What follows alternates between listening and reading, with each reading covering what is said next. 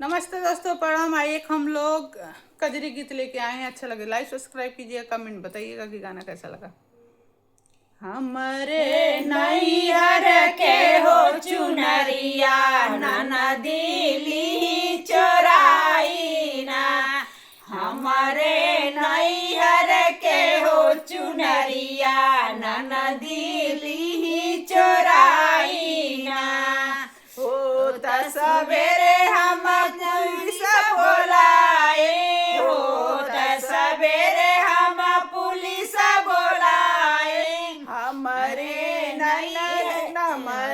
ननदी चतुर सयानी पैसा दे कमाई ना।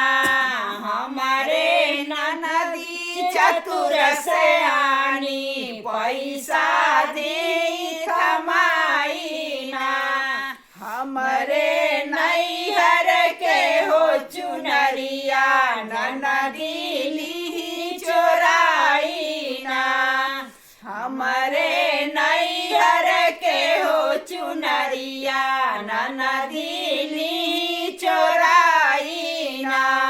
खड़ी दोपहरिया में सरपंच बोलाए, खड़ी दोपहरिया में सरपंच बोलाए। हमारी ननदी चतुर सयानी रोई रोई बतिया बतावे ना। हमारी ननदी चतुर सयानी रोई रोई बतिया बतावे ना। हमारे नैहर के हो चुनरिया ननदिली चोराई ना। हमारे नैहर के हो चुनरिया ननदिली चोराई ना। साँझ सवेरे हम पिया से बताए, साँझ सवेरे हम पिया से बताए। हमारी ननदी बड़ी